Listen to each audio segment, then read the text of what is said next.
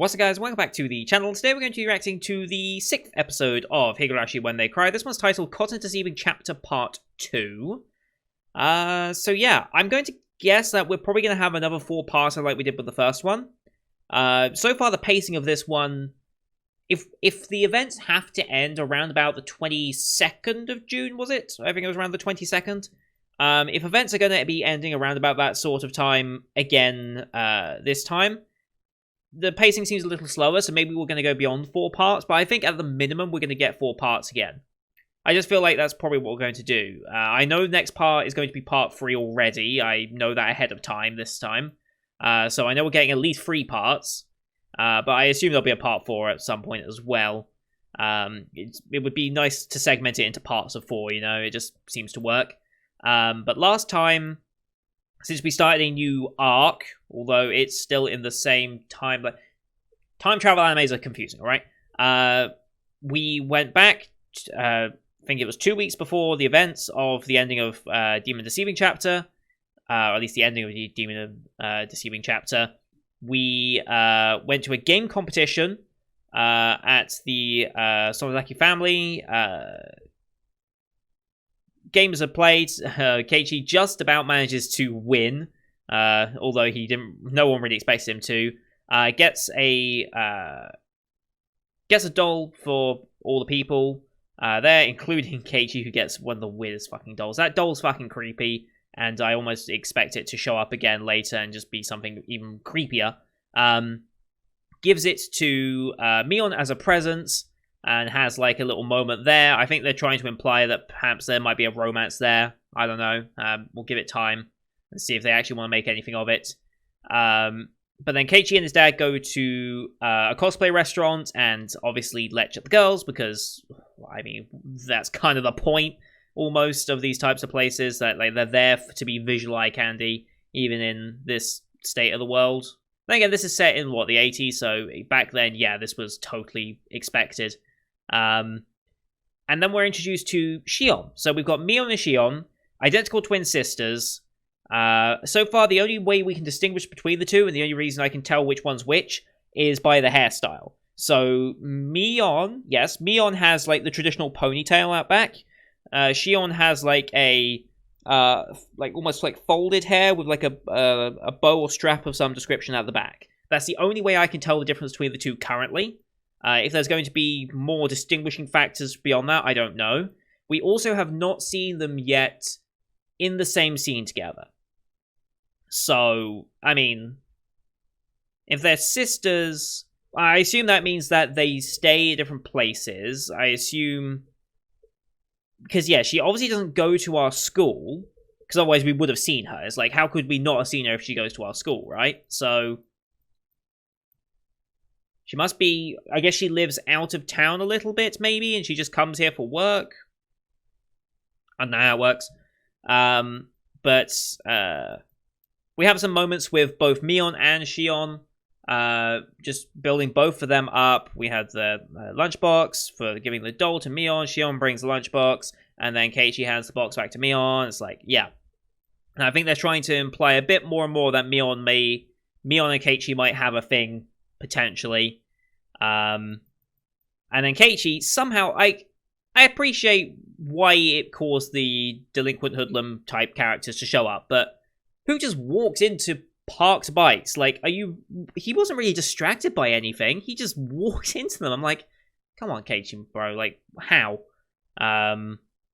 But they start to get a bit aggressive, and then all of a sudden Shion shows up, very aggressively, which is kind of out of character for her. And then, well, what we've established as her character, and then a bunch of other people with some creepy looks start surrounding all of them. And that's where we left off.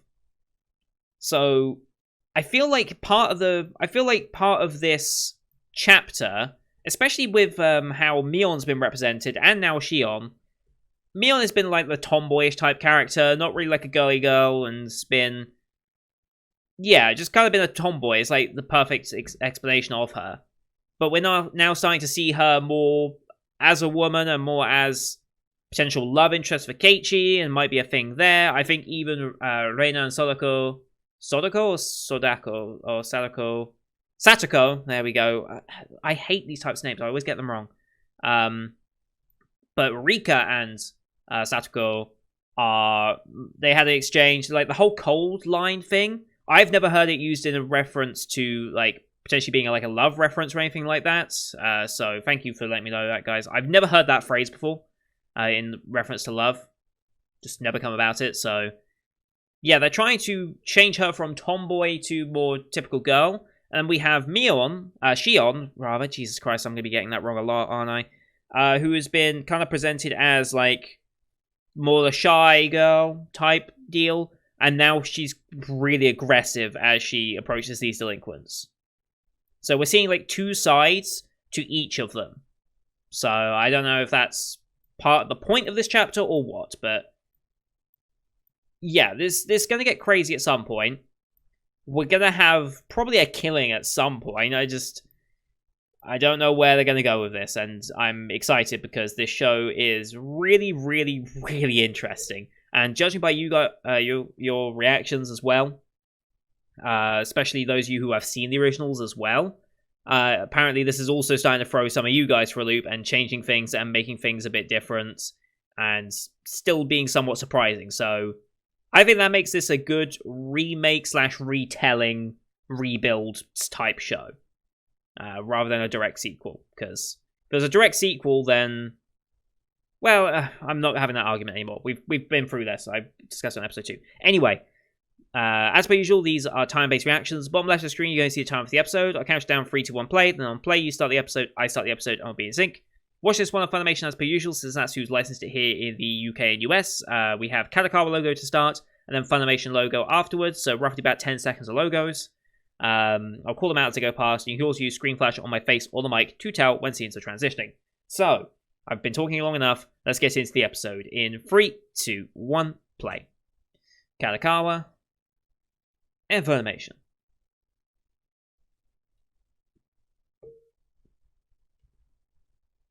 Here we go. Right, getting right into it with these people. Creepy. Very creepy. Oh, shit. Oh, hello, what the hell was your name? Oishi?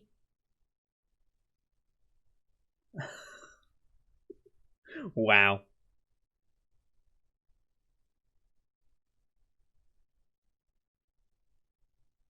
Oh, they don't know each other yet, do they?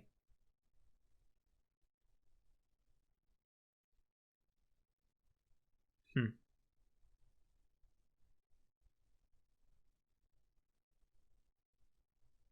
Hmm.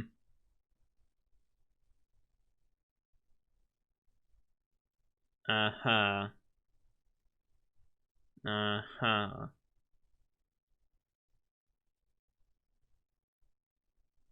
That was creepy. I don't know why. That was a particularly creepy scene. What was with her face? Huh. That was weird.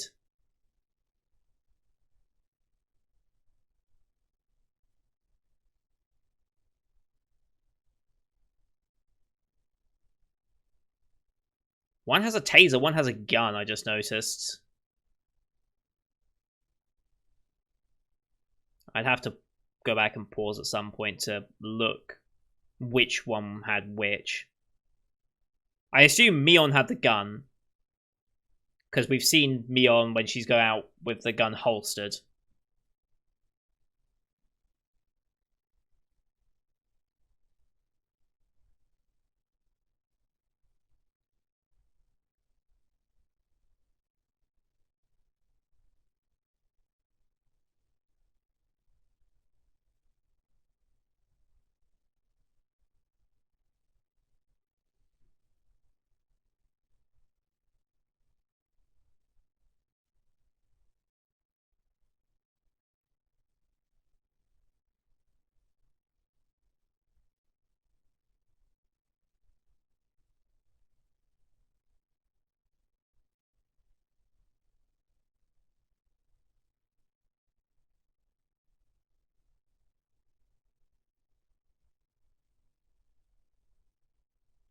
Alright, here we go.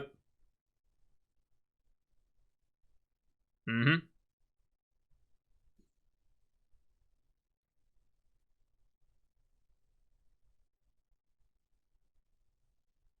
Hmm. Sure.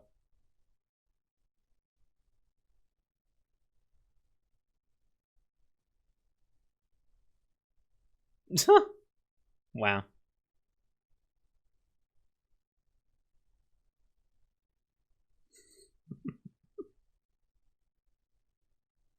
Yeah.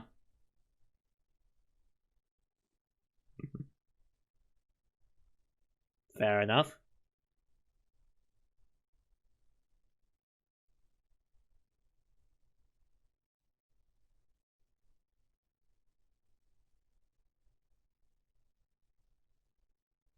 Hmm.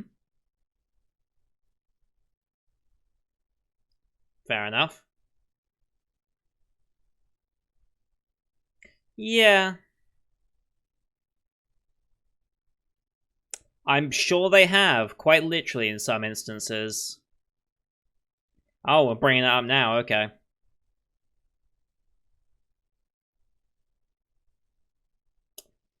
Yep.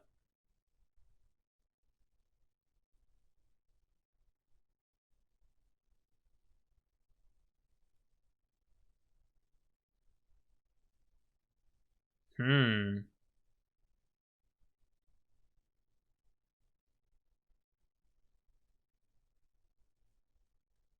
It got you as well? How old were you when this happened? When Davinson was, look, 4 years ago? More?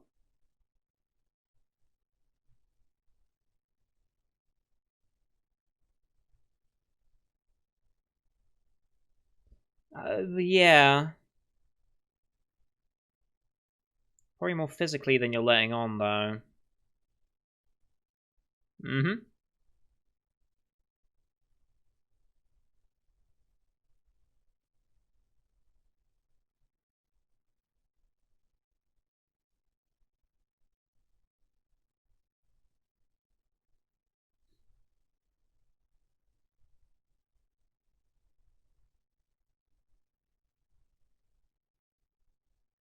She responded to Mion. He said Mion, not Shion.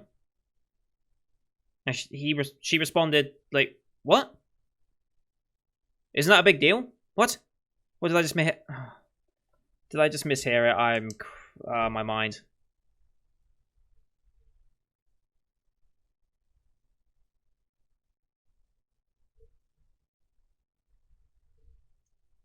Hmm. What's with this creepy look?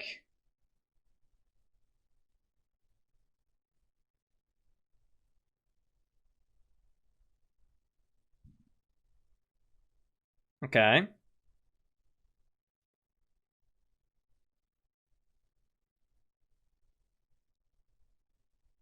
Mm-hmm. 16th, okay. So we're less than a week out.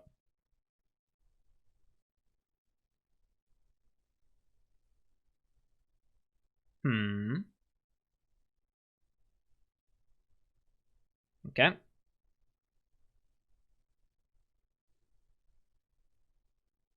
Oh, wow.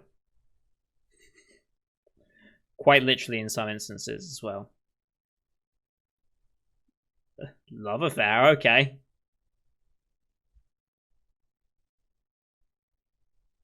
Oh boy.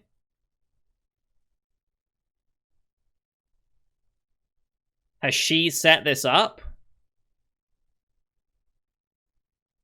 Oh boy.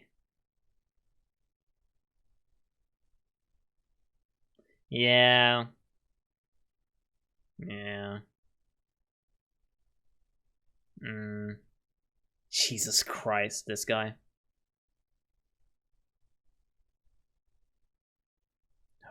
Okay.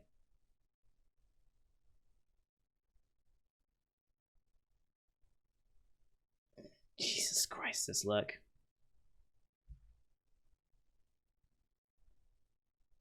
Yeah, as expected. Actually, not as expected. I didn't expect him to lose.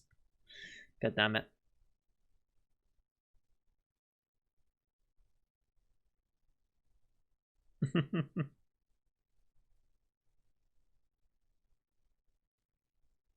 But he made the promise to help you.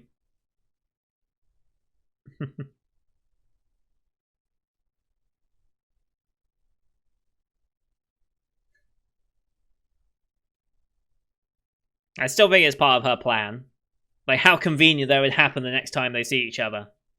You know? Oh, wow.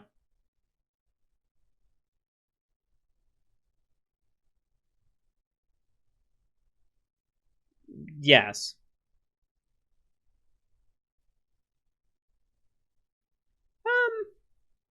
Sure.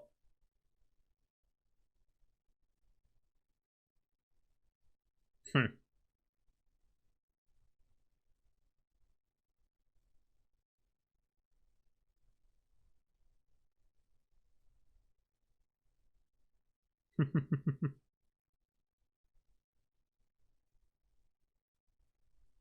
Well, out of blue like that.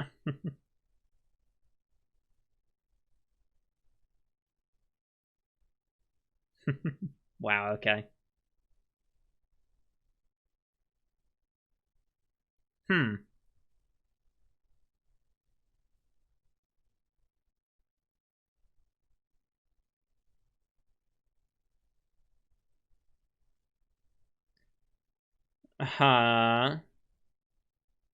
Sure. There's something so off about this all.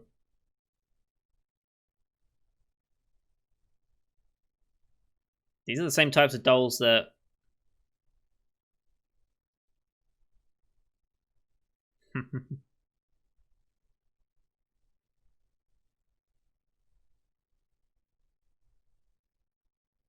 That's surprisingly similar to the one... Surprisingly similar to the one that, Thingy has me on. Might even be the... I don't think it's the same. Oh, shit. They are both here. Okay, so they are separate people. Good. Alright.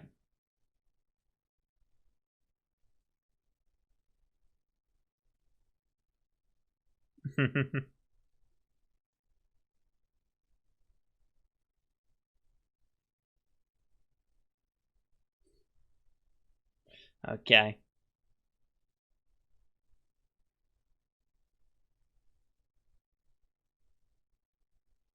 Huh?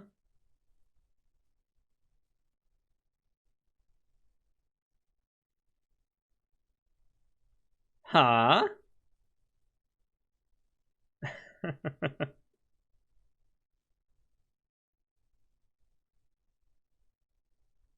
Okay. Not really.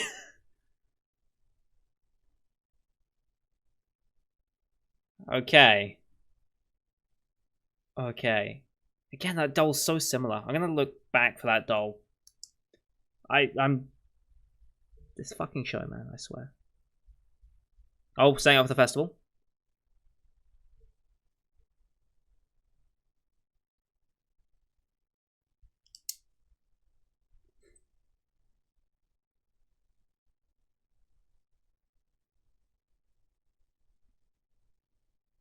Mm-hmm.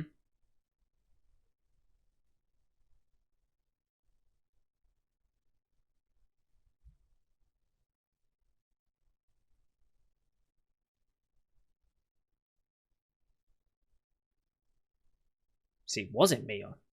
You can't tell. That's you.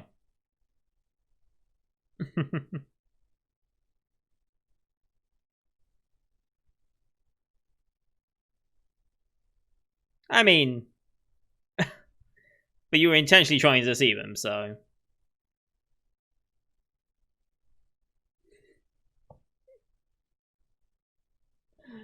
Oh boy.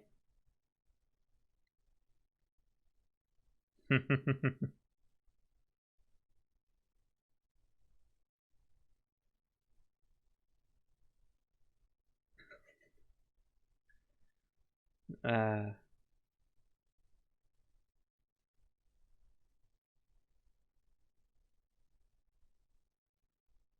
Jiro? It's Jiro and... Okay, they've already met. Takano-san, that was it.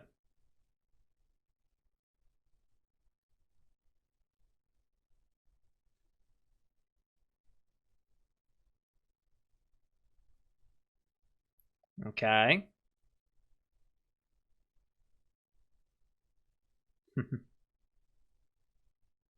Yep. Jiro-san? Should we? Model? Maybe? Oh, she works at the clinic. Wait, didn't... Last time we went to the... The clinic was being remodeled, though. And now he's... Okay. We're all just...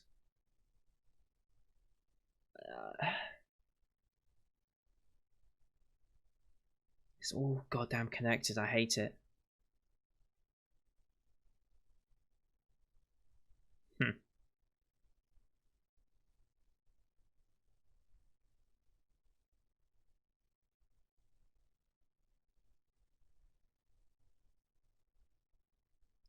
Sure.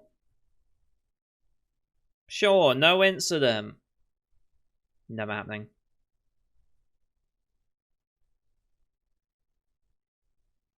They openly talked about it, though.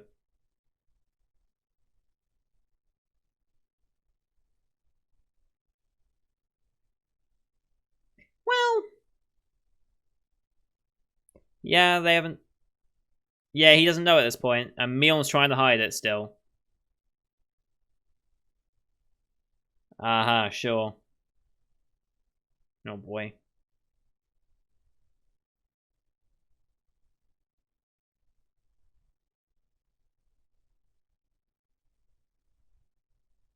She doesn't want to hear it again.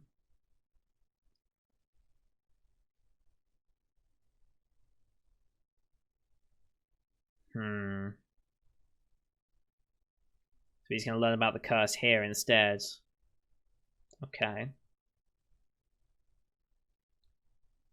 Mm-hmm.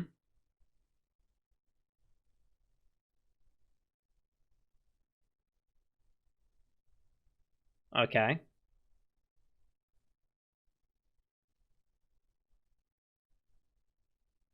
Until the murder.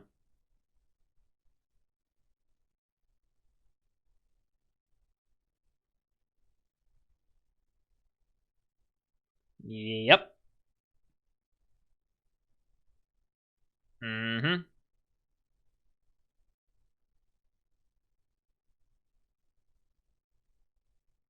The right arm is still missing. That'll be relevant at some point, I swear. Mm-hmm. One dies, one disappears.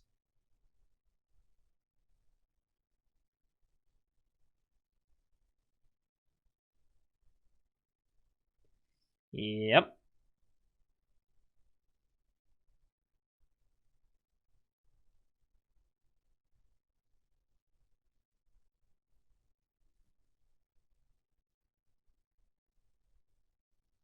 Interesting thing. Yep. And you two are next. At least in the last one. Mm-hmm.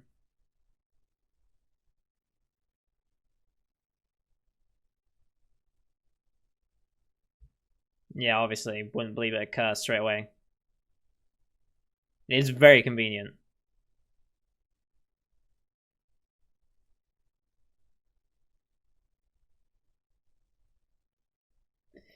Yeah. Is that why you're here? And that's why she's probably next, because she's trying to investigate it. Yeah. Oh.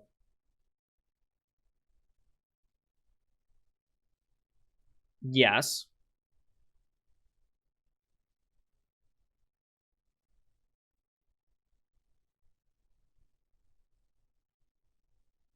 Interesting.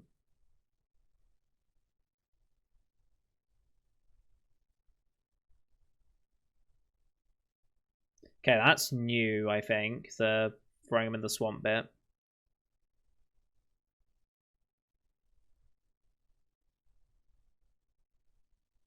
Probably.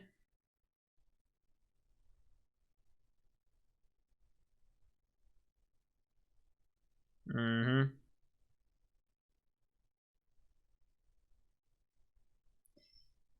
Yeah. So?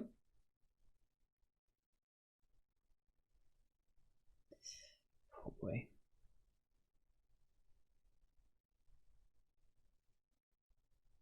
But there was no but, okay. Well, both of you are going to disappear. Well, I wonder if that's going to be consistent or not. Sunday, June 19th. Festival time.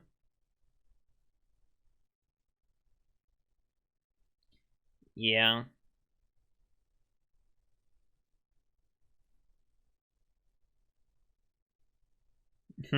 Illustrious, of course.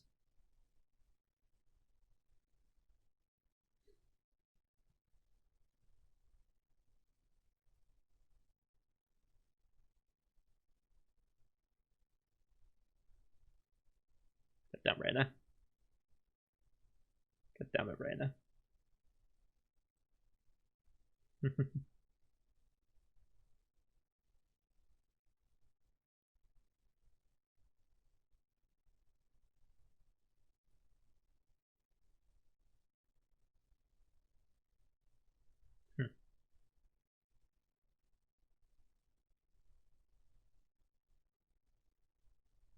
Where are we going? We going... Where the hell are we going? We spying on someone? Jiro and... What's the face? Yeah, we are. Okay. What are they doing? I mean, what are they doing?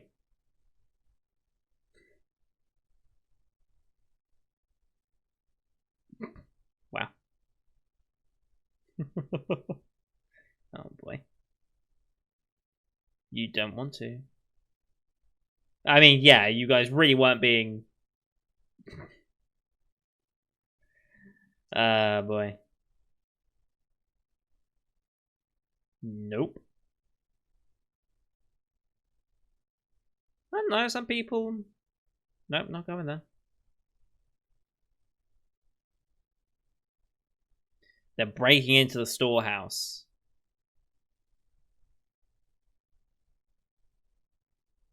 What is inside? What the hell? Old ritual tools, okay.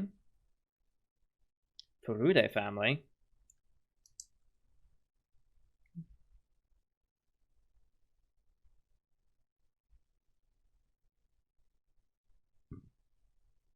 I bet they do, yes. Okay. I thought it just opened on its own volition. I was like, oh god. Why are we doing the shaft head tilt in a non-shaft production? Okay. Okay. I feel like this is probably gonna angle Ishiro if he even, or she even exists, or whatever exists. Do you? Okay. What are they gonna be, like torture equipment or something? Oh, we're getting ED. Oh, this episode's gone quick. What the hell's gonna be in there?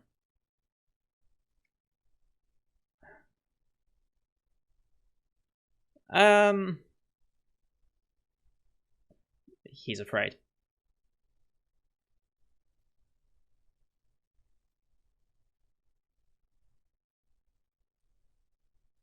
Huh?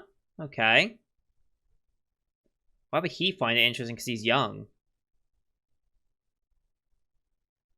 The hell's gonna be in here? Ah, you've made your choice indeed. They're going to cliffhanger it as soon as it opens. They're building this up. They're just going to cliffhanger it. Yep. Yep, we're not going to see it until next fucking week. God damn it. What the hell could it be that would interest him because he's young? Old ritual stuff. I can only think of, like, torture implements and, like, bondage stuff, maybe. Like, but why would that interest him? I mean, unless he's that kinky, maybe they're just assuming, but...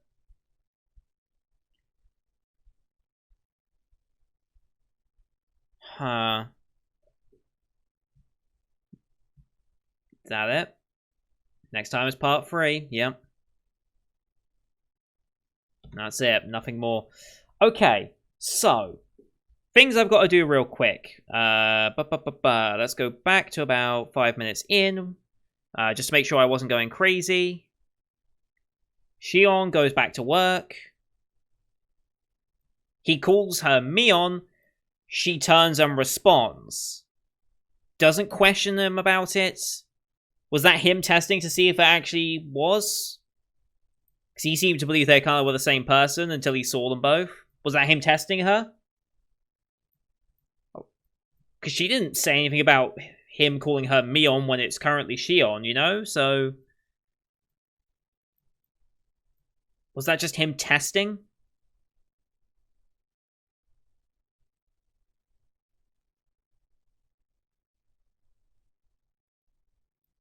Interesting. That was an interesting little moment. Okay. And then, alright, the doll from about... from the shop. Let's have a look here real quick. Let me see the doll, please. Okay, there's the doll.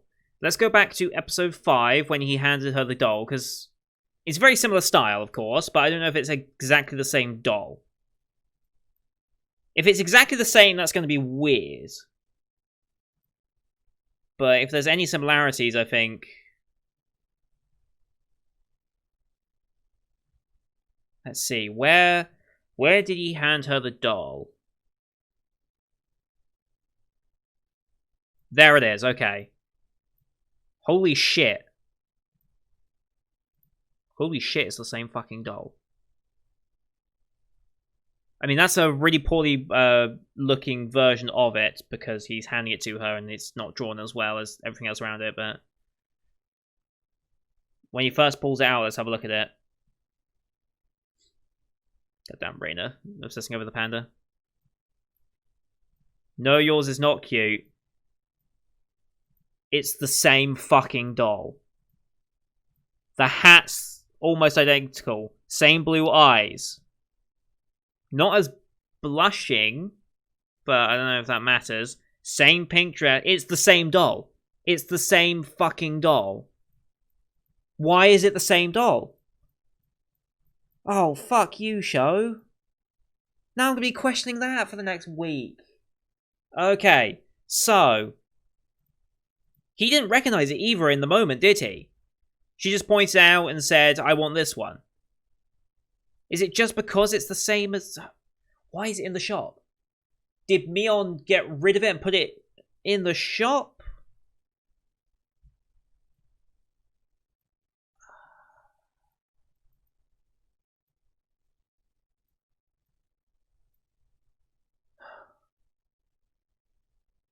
God, that's gonna fuck with me.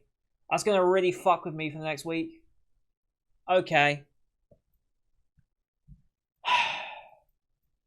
Fuck you, show. But yeah, that is... and then, Furude family, that's Rika's family, right? If I remember correctly. I think that's Rika's family, isn't it? Yeah, only members of the Furude family and a sect feel allowed to enter, and I think that's Rika's family. Which would make sense, since they're the ones that... it's her that's performing the ritual, it's her family that kind of does it, so it makes sense that she would be the one that only allowed to see it. I wonder about who these select few others are. But since all these events seem to happen and coincide with this festival, and it's the Furude family of which Rika is a member, it's just putting it all on that she is so heavily involved with it, and we know she's kind of involved with it because of the cold opening of episode 2, which again, I think without that scene, I still question why they included that scene. Like, this is not from a this is no longer a remake, this is a sequel, blah blah blah type thing. Like, I'm not going down that route again. But I feel like if they didn't include that scene, episode 5 would have been more confusing, because now we're suddenly back in the past. And we'd start to notice that, wait, the course of events are going differently here. Shion's now involved, as opposed to when we didn't even know her existence in the first go-around. And I think people who have watched ReZero, or have watched, what was it? Melancholy of Haruhi Suzumiya. I think people who have seen that and will remember the Endless 8 arc, they would be quicker to ascertain that we were actually time looping here. But without explicitly being told in episode 2, that would be a bit more confusing. Knowing that Rika is far more involved than our main character knows at this point, we could make that assumption out of this episode, but because we had that cold opening at episode 2, we can basically confirm it, and it's just like another little thing to indicate to it, which kind of, I guess, takes out some of the suspense of maybe Rika's involvement. But we know she had we knew there was something funky going on with her because of the red eyes at the end of episode 1, which, again, that episode 2 scene, I don't know if they needed. And that's probably my only real critique of this entire adaptation so far. Like, that's the only, 2 minutes of this show that I really question anything about. Like, obviously I'm questioning everything about this show because I feel like that's the point. But the only thing that I think maybe that wasn't a good idea, or maybe they could have done without it, is those 2 minutes. Because I feel like it gave a few answers. Maybe this is just me because I'm thinking too much of it, but I feel like it gave a few too many answers that then it had to, which maybe for the more casual viewer would have been helpful, because not everyone's going to be analyzing the show like I am. Like, I'm very much aware that I dig into shows more than the average viewer. I'm aware of that. I'm definitely not the pinnacle of people that dig into shows. I mean, if you've ever seen, like I said, I've said his name before, but Tiabu, for example, he always digs into shows. But also, there was a guy, I forget the channel name, but he did a super detailed breakdown of Darling in the Franxx, episodes 1 to 24. I forget his name. Let me find it real quick just to give a shout out, because that is going to a whole new level of depth into anime reviews. Darling in the Franxx breakdown. Let's see if I can find it from there. What the hell was his name? What the hell was his name and his channel name? It's going to be hard to find. Maybe if I go for one of the more recent ones. Oh god, this is going to be a pain to find, isn't it? But it was like, they're 2-hour-long videos on this, and it's just like, holy crap. I'm trying to find it. I really, really am. But I just can't find it. Okay, I finally found it. The guy, it's nearly on red. He did Dying in the Franxx, episode 1 through 24, most of them being an hour long, some of them getting close to 2, and then the final episode is over 2.5 hours long. This is what you call detailed analysis on a show, and he's done other shows as well. He was doing Land of the Lustrous, and he's more recently been catching up to do that. He's been less active recently. He used to do a lot more stuff back in the day, like a year or so ago. But he did Bunny Girl Senpai, a more casual analysis on. He's done detailed analysis on the first half of The Promised Neverland. But I don't think he ever caught up to finish that, which is a shame. Like, that is what you call detailed analysis of a show. And yeah, I don't think I could ever hope to attain that level of detail, but my god. Yeah, that's an example of what the extreme end of reviews can get to, as opposed to where I'm at. Like, I think Nearly on Red, super detailed analysis, you've got those types. Then you've got people like Tiabu, reactors, who actually pay attention to, like, shot composition and soundtrack and all the detailed stuff that goes on behind the scenes of a production, as well as just what's being shown in front of you and the general themes and such. Then you have me just a bit below that, because I'm not quite there yet. I'm not experienced enough, and I'm still learning and trying to find my footing on exactly what the right mix of talking is.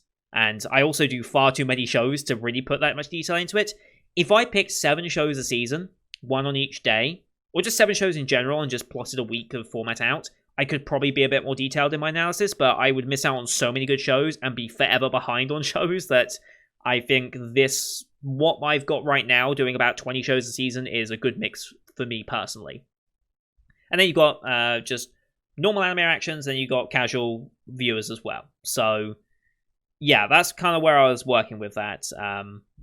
But my god, this show is... If Nearly on Red was to make a new video series, I'd love him to start exploring this. Like, this is going to be one of those shows that I go back in... Well, once this season finishes, which will be end of winter 2021, so it's going to be beginning of April that this show will theoretically end, or end of March.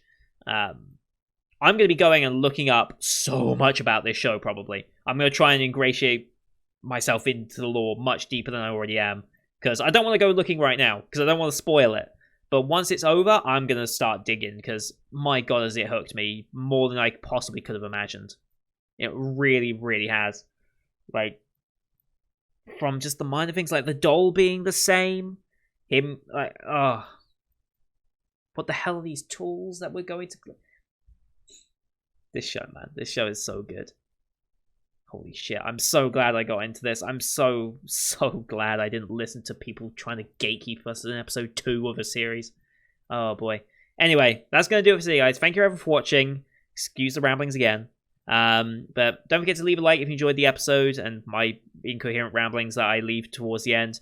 Leave a comment as well on what you're thinking. If you're a fellow new viewer to Higurashi, please let me know your thoughts as well. If you are an existing viewer, be very, very mindful of spoilers. I know some things might not seem spoiler-ish because they're kind of assumed that are expected of Higurashi, but please try and keep anything that could even vaguely be a spoiler of events that happened in the previous series. Just be very, very mindful of it, because I don't read the comments on Higurashi that much, just in case, but I trust you guys to not be too spoilerish with your comments. Just take that into account, of course.